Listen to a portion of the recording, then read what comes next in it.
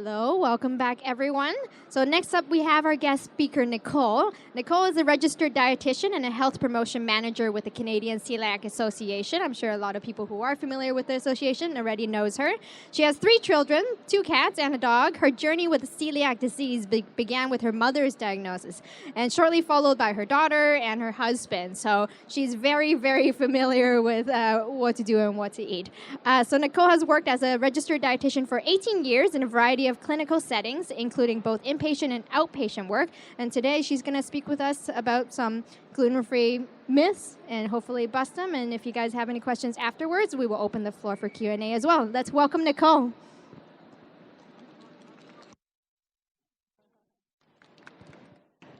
Hey. Thank you so much, Cindy, for that introduction. So as Cindy mentioned, my name is Nicole Byrom, and I am the registered dietitian with the Canadian Celiac Association.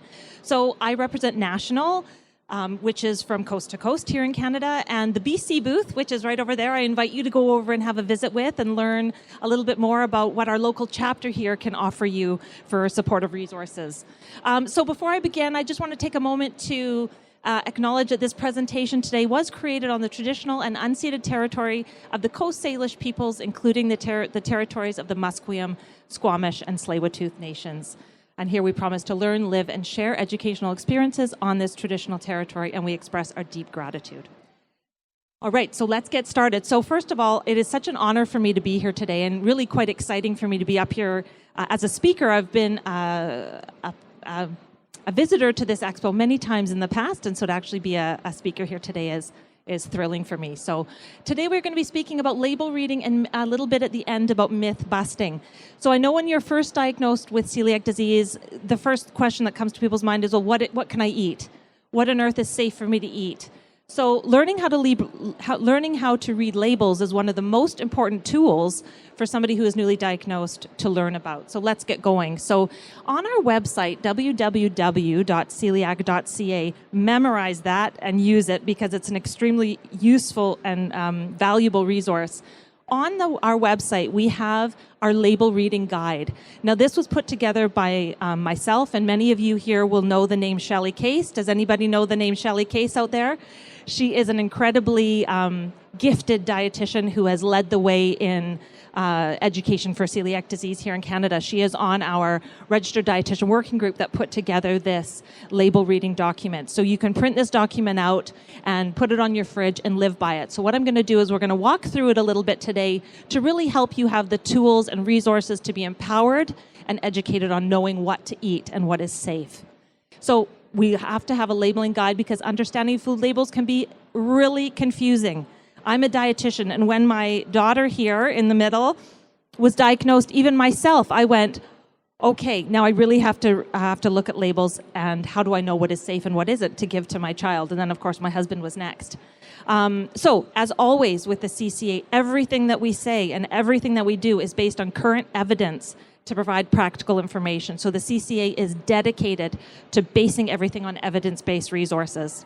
So the first thing I want you guys to look at when you're looking at labels when you're in the grocery store is for brow ingredients. That's an acronym, BROW. So brow is barley. R is rye.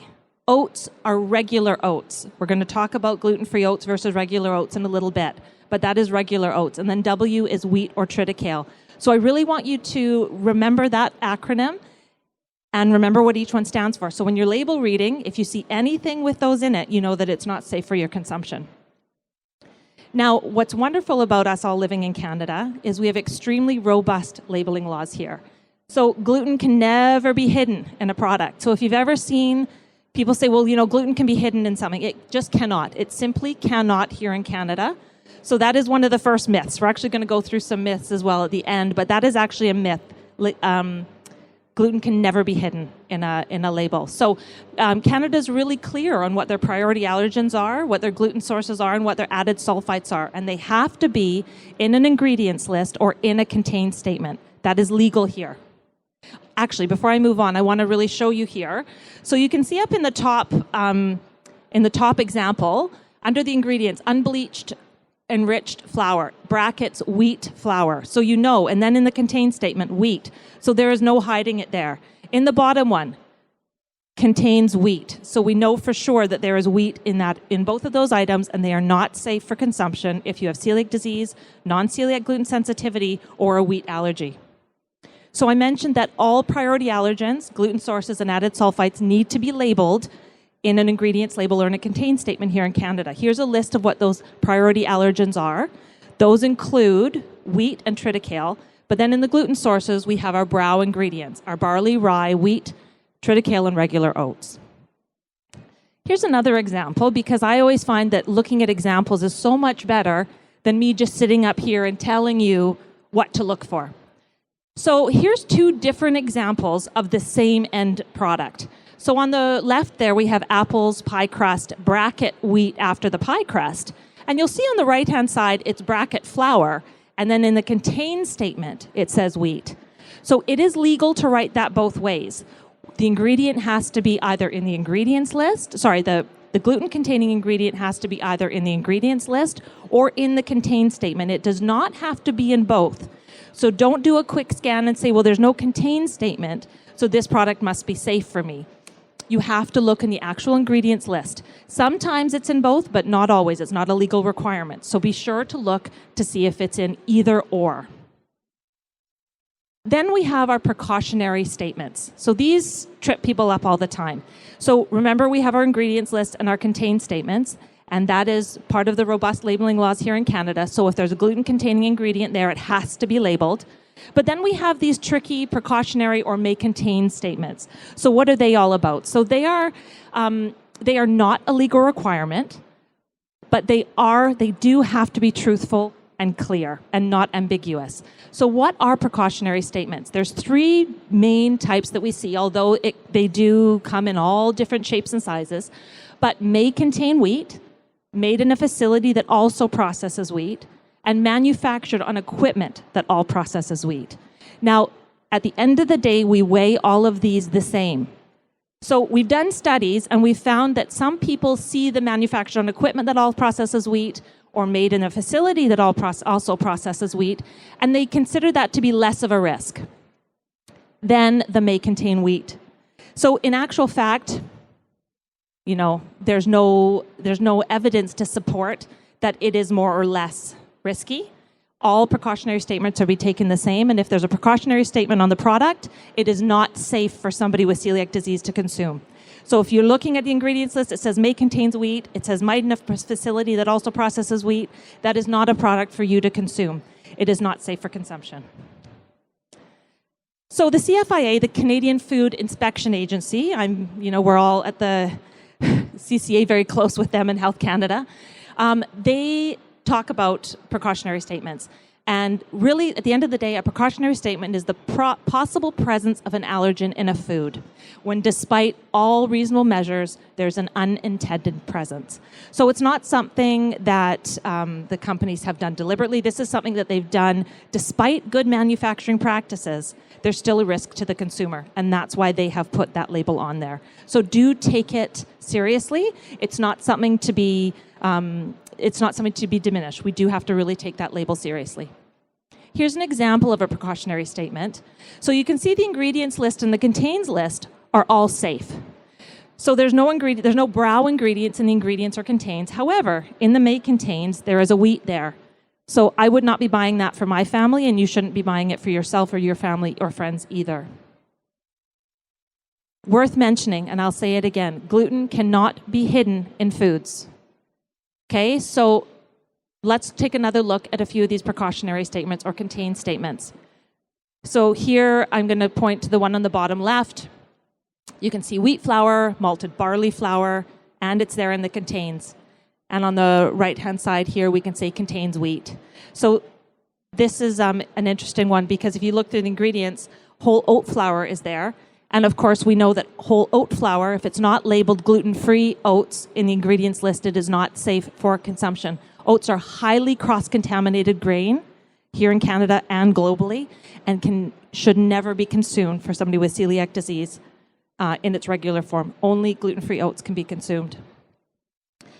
So we have a lot of gluten-free certifications. The Canadian Celiac Association has its own certification, And these are, so I get a lot of people asking me, what's the difference between something that says just gluten-free and then something that has a certification? Well, I can tell you here today that both are safe. If something says gluten-free on it, it has to be measured at less than 20 parts per million to be and safe for people with celiac disease. If it has a certification, it'll have likely gone through more testing, has to measure below 10 parts per million. But all the time, they're always aiming for as low as possible, as little as possible parts per million in the product. So anytime you see gluten-free on a product, or anytime you see a gluten certification, you know that product is safe for you, your family, or friends to consume. The CCA has made it really easy in our labeling document with a few different charts. So I wanted to pull this chart up to let you guys take a look. It really clearly goes through everything with X's and check marks to know if it's safe. So let's go through this here today. I actually wish I had left them blank and quizzed the audience to see what you would think. So if a product has no gluten-free claim, but no gluten-containing ingredients, so that's our brow ingredients, it is safe for consumption. Check. Food product has no gluten-free claim, and it does have a contain statement. That's to be avoided, because if there's a contain statement, it means it contains gluten. If there's no gluten-free claim, no gluten-containing ingredients, but it does have a may contain statement, that is not safe for consumption. Remembering that anything with a precautionary label, and when it says may contains, that does mean that precautionary statement, it's not safe. Anytime there is a gluten-free claim on a product, it is safe for you to eat. Now, here's the one that I get asked all the time, and people get really confused by, and I understand why, because it is a little bit confusing. You see a gluten-free claim on something, but then it also says may contain wheat. And you're saying, well, how is it possible that it says may contain wheat, but it also says gluten-free? This must be an error. I can tell you right now that it is safe for your consumption. The gluten-free claim always trumps that may contain statement. And the reason that may contain statement is there for people with a wheat allergy. People with celiac disease have that little bit of wiggle room up to that 20 parts per million where they can tolerate a slight amount. So that 20 parts per million, and I could go on to a whole other conversation about the 20 parts per million and the 10 milligram threshold and how much wheat our guts can tolerate. So the studies have shown how many grams of wheat a person with celiac disease gut can tolerate.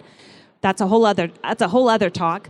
But today what I will tell you is somebody with a wheat allergy can't tolerate any, and people with celiac disease can tolerate a very little amount. Very, very, very minuscule amount. So that is why that may contain statement and a gluten-free claim is okay for somebody with celiac disease. Gluten-free products that are baked in a bakery that also bakes gluten-containing products. Okay, so this isn't safe.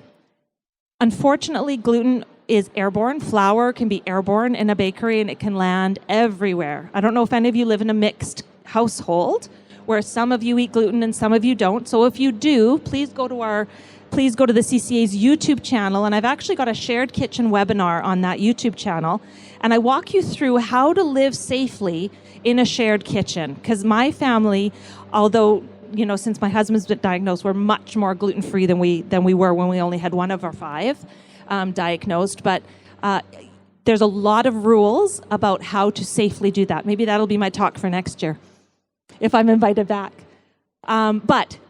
So the same rules go for a bakery. If it's a shared bakery, there are risks involved, and the flour can get everywhere. So not so safe. However, that being said, a lot of places, like I know, probably shouldn't name names, but some coffee shops in the North Shore, they actually bring in products from a gluten-free bakery. So please do read the label. If it's a prepackaged product, it might be okay. If it's baked in that facility, it's not safe for consumption. So let's just go through a couple more examples of some labels to help you really understand what to look for when you're in the grocery store. So both of these labels are safe. You can see on the left, cashews, almonds, sugar, xanthan gum, and there's no contains, no may contain, so that is good. Here on the right, water, long grain, parboiled rice, tomatoes, etc., that is safe as well. Here's an example of food labels that are not allowed. So here we can see whole grain rolled oats. Again, remembering that in Canada, gluten-free oats have to be labeled as gluten-free oats in the ingredients list. If it says gluten-free on the front, but in the ingredients list it does not specifically say gluten-free oats, I would question that product. It's probably a labeling issue, but the company should be reported to the CFIA and they should have their labeling updated. So we can see here the rolled oats, the oat syrup, and then the wheat in that may contains. On the right here, again, oats contains oat ingredients. And so that, remembering, is a brow ingredient and contains gluten. So there are some high-risk items that we also need to be aware of when we're grocery shopping. Gluten-free risks for various food products. So many foods have no gluten-containing ingredients listed on the food label, but they are still considered high risk and you really should still avoid them. We've talked about oats. Now we're going to just mention a few other things as we move forward. So grains or flours. All milled flours should be purchased with a gluten-free claim. So it doesn't matter what type of flour it is. If it's naturally gluten-free, that's great, but it still needs to carry that gluten-free claim, okay? Because they'll be used on shared equipment most likely, and there'll be a high risk for cross-contamination. Pulses, especially lentils. So studies have shown lentils are highly cross-contaminated pulse, and they need to be purchased gluten-free. Now, I will show you a picture in just a minute. The other one is flax and hemp seeds. So both flax and hemp seeds have also been shown in studies, so that, again, this is an evidence-based recommendation, that they are highly cross-contaminated and they need to be purchased with a gluten-free claim on them. We've talked about regular oats quite a bit, so I won't spend much more time here. But of course, seeing in that ingredients list, remember I mentioned that gluten-free oats has to say gluten-free. There's an example of that. And then here, this one says just plain old oat flour, so that would not be allowed. So as I mentioned, grains and pulses have a high risk for cross-contamination, and they should be labeled gluten-free. So you can see down here on this one, these are lentils and they've got a gluten-free label.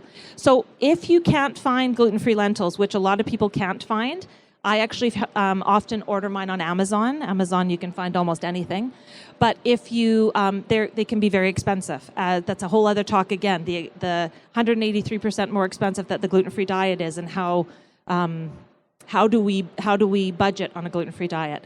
But one way to do it is, you want to buy regular lentils, you have to visually inspect them. So again, I've got another video on our YouTube channel where I pour lentils onto a cookie sheet and I shake the cookie sheet, and then you can see if there's any rogue grains that look unlike all the others. Take those out, and then you rinse your lentils to make sure there's no contaminated dust on them. So visually inspect and then rinse. That's the rule for all dried pulses. Of course, we talked about flax and hemp seeds as well, being highly cross-contaminated. That goes for whole or ground flax. As a side note, we can't digest whole flax seeds, everybody.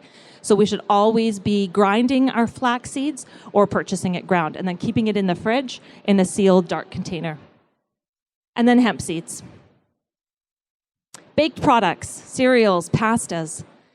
Any baked product, any breakfast cereal, and any pasta needs to have a gluten-free claim on it. If you go down that cereal aisle and you find a cereal that doesn't say gluten-free, it's still not safe for your consumption. It's a highly processed item that'll have been in shared equipment, and it needs to be gluten-free. It needs to have a gluten-free label on it. One of the examples of that is, of course, Rice Krispies. They have a regular version and a gluten-free version. So there are some low-risk items, too, that we don't need to worry about, and these are the ones that I love to chat about. So rice is a very low-risk item. Whenever we're talking about cross-contamination risk or cross-contact risk, we talk about from farm to table. So what's happened on the farm, and could it have been cross-contaminated all the way to our table? So rice is a very low risk. When we talk about field rotations, this is why oats is one of the higher risk items, because it's in rotation with barley and wheat. Rice is grown in areas that are not at risk for cross-contamination in the field, and they're at low risk for cross-contamination moving forward. So remembering also, if you're buying a pre-mixed rice, if you're buying a seasoning pack with rice, then you, of course, look at the ingredients list, look at the contains and a may contain statement to make sure that there's no gluten ingredients in there. But otherwise, rice is a safe food to choose. Nuts. We've done extensive studies on nuts with the Canadian Celiac Association, and nuts are considered a low risk, which is really lovely for our community. They're not typically grown in areas of rotation with gluten-containing grains, and so we do not have to purchase them with a gluten-free label on them. So again, remembering to read that ingredients list, look for a contain statement or a may contain statement. This is another example of a chart that is found in our labeling document. And again, it goes through the allowed and not allowed, or the avoid and allowed items. So remembering grains and flours have to be labeled gluten-free. Grains not labeled gluten-free, plain rice and wild rice, they're fine. They don't have to be labeled. Oats always have to be labeled gluten-free. And just as a statement, every product is a personal choice. And as informed consumers, it's up to each individual to evaluate and determine their own risk. If you're looking for food, the CCA on our website that I told everybody to memorize, www.celiac.ca, we have a gluten-free product finder on that website that is really handy. There's also this really great tool, and it's an app, and I would encourage everybody to download this today. I think it's $4.99. It's called the Gluten-Free 24/7, and it is an amazing app that goes through telling you if something is safe, if there's a concern, or if it's not safe. So if you're in the grocery store and you're looking at ingredients and you're going, I just don't know what this ingredient is, pop it into your Gluten-Free 24/7, and it's like having a dietitian in your pocket. So it makes my job null and void, but it's an excellent product. So I really encourage everybody to download that one today. Okay, so myths and facts. So myth, celiac disease is easily recognized. I don't know how long it took each one of you in here who has celiac disease to get diagnosed, but on average it takes 10 to 12 years for somebody with celiac disease to get diagnosed. That is a decade of suffering before diagnosis, and that is considered unacceptable length of time for the Canadian Celiac Association. It is really difficult to recognize the symptoms of celiac disease because they overlap with so many other diseases. There's over 300 symptoms of celiac disease. So we really need to educate our physicians who are testing for celiac disease on what to look for. So it's a really difficult disease to pinpoint because it overlaps with so many other things. Myth, celiac disease is a childhood disease. The oldest person ever diagnosed with celiac disease was 101. She apparently refused to go on the gluten-free diet. Can't say I blame her at 101 years old. So celiac disease is an inherited disease. It's an autoimmune disease that is genetically predisposed, and symptoms can happen at any age. So I'm going to use my family as an example. My daughter was 5 when she was diagnosed. My husband was 43, and my mom was older than that. I won't say how old she was. But it can happen at any time. And there's reasons why the genes turn on. We know a few of them. Pregnancy can turn on genes. Trauma can turn on the genes. They're looking at other things, maybe viruses, maybe long-term antibiotic use. Those are things that are still up for evidence to prove. But there's a lot of reasons why that gene will suddenly turn on. Myth: celiac disease can be outgrown. I've heard people say this to me, and they've said to me, Nicole, no, you can outgrow it. I'm like, do you know who you're talking to? You can't outgrow this. This is an autoimmune disease that you cannot outgrow. Right now, our food is our medicine. So really important that this is our medicine. So it's to be taken very, very seriously. Celiac disease is a disease for life. And right now we have no medication to treat it. There are lots and lots of studies being done across the world to help treat celiac disease, and in particular help treat cross-contamination. So if you go to a restaurant and you get gluten and you come home feeling sick, one day there will be a medication in the near future for you to take, which is a reason to get an appropriate diagnosis, which I'll talk about in a minute. Myth: a person with celiac disease needs to avoid only wheat. So we know this. So a person with a wheat allergy, yes, this is true. But a person with celiac disease has to avoid all the brow ingredients: barley, rye, oats, wheat, triticale. Myth: a person with celiac disease can tolerate small amounts of gluten. This is entirely incorrect. We know from evidence that anybody with celiac disease has to avoid gluten entirely. So celiac disease, we often say this, it's like pregnancy. You have it or you don't. You are or you aren't. Now, people have different symptoms. Again, I can use my family as an example. My daughter gets very ill. My husband gets dizzy spells and gets a bit wonky, and then other people get GI issues. So there's lots of different, sorry, I'm calling out my family. Lots of different symptoms for people. And then we have our silent celiacs. People who don't experience any symptoms, and they think, well, I can have a little bit. Well, unfortunately, the damage being done to the villi is the same for everybody. So even if you have a little bit of gluten, that damage, that atrophy that's happening to the villi in your gut is the same as everybody else. The long-term complications for gluten exposure are not good, so we want to really avoid that. We don't want osteopenia, osteoporosis, arthritis, brain fog, migraines, infertility, anemias, iron deficiency anemia. 68% of people newly diagnosed with celiac disease are diagnosed have an iron deficiency anemia. 68%. So, no amount of gluten is safe for anybody who has celiac disease, regardless of their symptoms. Myth, oats are allowed in a gluten-free diet. Well, we've talked about this quite a bit.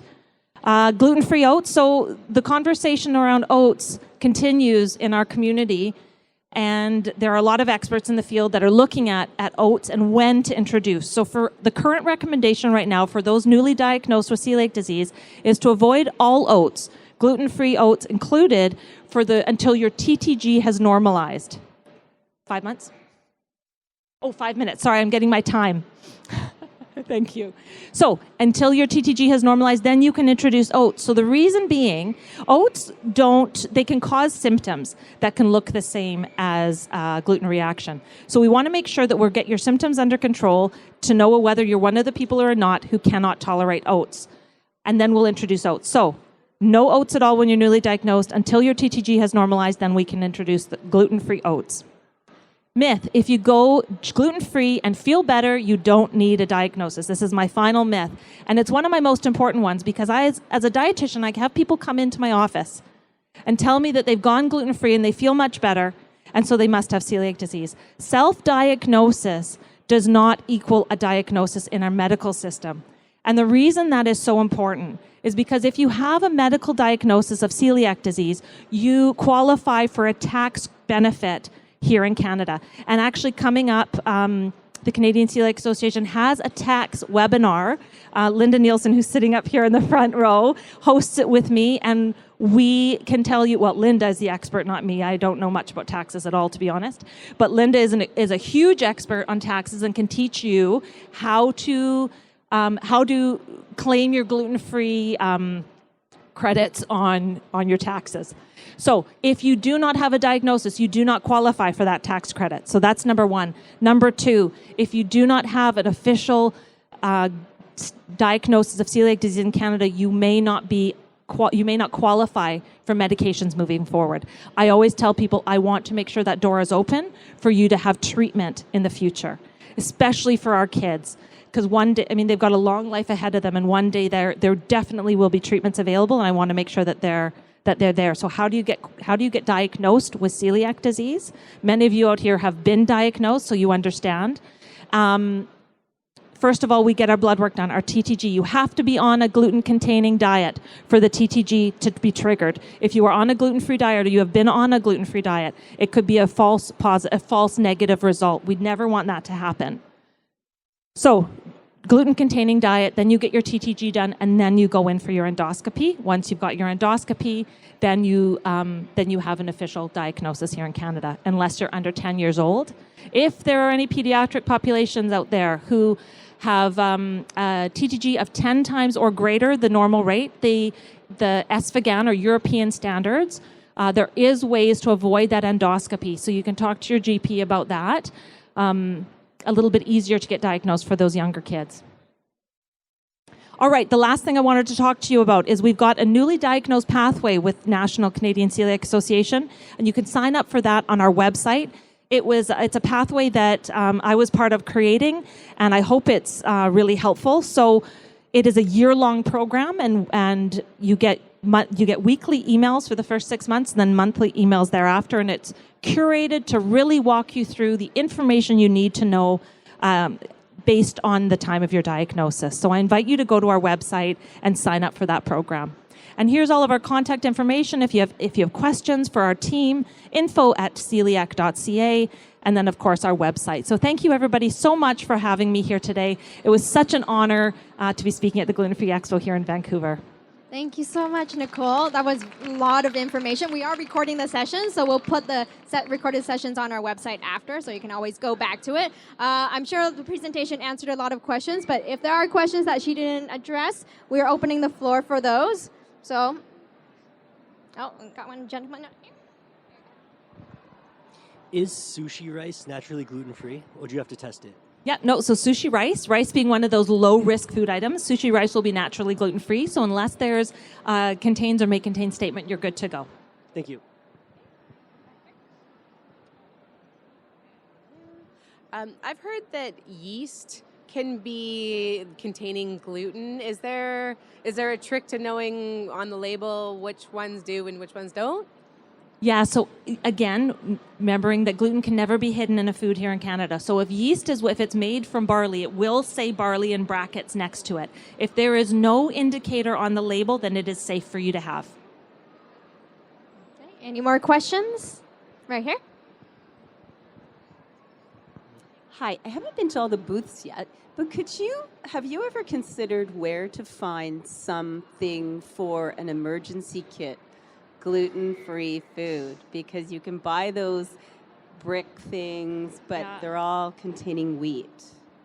Yeah, so an emergency kit for somebody with celiac disease, I mean, certainly you could put in, like any other emergency kit, you could put in granola bars, nuts. I mean, it would, like a long earthquake kit. I mean, I would say just the gluten-free version of what you're going to put into a normal emergency kit, and then the expiration dates are going to be there. It's a great question. Yeah, so Linda's saying canned tuna, some canned food might be an idea. That would be a good idea to put in there. Yeah, the ones that open that you peel back. Yeah, good question. Something for us to think about. Something new for our website, maybe. Yeah. No, absolutely. Oh, I see a question from a very hard person. What is the youngest age you can be diagnosed with celiac disease? This was a plant. So it's a great question from a very intelligent young woman there. So very good question. So if you have a child, so remembering that celiac disease cannot be triggered until the person has actually eaten gluten. If you never have gluten in your life, you're never going to develop celiac disease. So if you have a breastfed infant, they're not going to have celiac disease because they've never been given gluten. So it's not going to pass through the breast milk in any way that's going to actually trigger an immune response. So 3 years old is the youngest age that we consider a reliable TTG to be tested. So until that point, we're not going to suggest TTG testing unless they're extremely sick or extremely symptomatic, in which case we'll get their TTG done. If it's negative, we're not going to rely on those results because they might be a false negative, and we'll probably go ahead with an endoscopy at that time to get eyes on deck to see what's happening in their gut, to see if there's actually villus atrophy happening. But until 3 years old, that TTG is not going to be reliable. So if you have a first-degree relative, so that's a parent, a sibling, or a child with diagnosed celiac disease, you should be getting screened every 2 to 3 years. So that includes children. So you'll see my youngest there is 4. She has been screened once already for celiac disease because she has first-degree relatives who have celiac disease, but we didn't screen her until she was 3 years old because it was not going to be a reliable result. So great question, Jules. Any other questions? Oh, sorry, I'm being prompted to say it is a genetically predisposed disease. So that's why it's the first-degree relatives. Oh, yeah. Or do a genetic test. So that's another thing. So we actually had my eldest daughter genetically screened to see if they carry the genes for it. So has anybody heard of the genetic screening for celiac? So you can actually go to your doctor and ask to be genetically screened. So if only one parent has celiac. So I got my eldest diagnosed before my husband was diagnosed, and I thought the gene came through me from my mom. But now we know it's from both sides, so all of our children will carry the gene. Now, if only one parent has celiac disease, you can get your children genetically screened to know whether or not they need to get ongoing testing throughout their lives. If they don't carry the genes for celiac disease, they're not going to develop celiac disease. So getting genetic screen can prevent them from needing to get that blood test every 2 or 3 years for the rest of their life. Thank you. All right. Anyone else? Yeah, one right here. Once you get the diagnosis, is it like necessary to get a repeated endoscopy to see if you healed? Yes, that's a great question. So ongoing management for celiac disease. So you've been diagnosed for celiac disease, now what? So this is a question we get a lot as well. So on our website, there's actually a list of things that you should be doing. So no, you don't need to get a repeat endoscopy done, but we do recommend that you get a repeat TTG done at the 6-month mark, at the year mark, and then every year thereafter. So thankfully here in BC, the TTG test is a free test to be done. So as part of your yearly checkup with your doctor, get your TTG level done so you can know where your TTG is at, because that's going to be our best indicator of how you're managing the gluten-free diet. I also want to put a quick plug in that with the with the CCA, we also do gluten-free 101s every month. So myself again and Linda Nielsen, who's sitting up here in the front row, Linda teaches and I'm the host for our GF 101s. So we're actually hosting one on Monday night, or Monday afternoon, 4 o'clock, 7 o'clock Eastern. So tomorrow. So go to our website and go to upcoming events and you can sign up for that. And they happen every single month. So if you can't do tomorrow, we change the time every month to accommodate different time zones across the country and different people's schedules. So please do look into those. They're really informative. We go into a lot more detail than I did today, and it's a great time to ask even more questions. So I invite you to sign up for one of those as well. Perfect. Any more questions? No? Well, thank you, Nicole, for that very informative presentation. Thank you so much, everybody, for having me.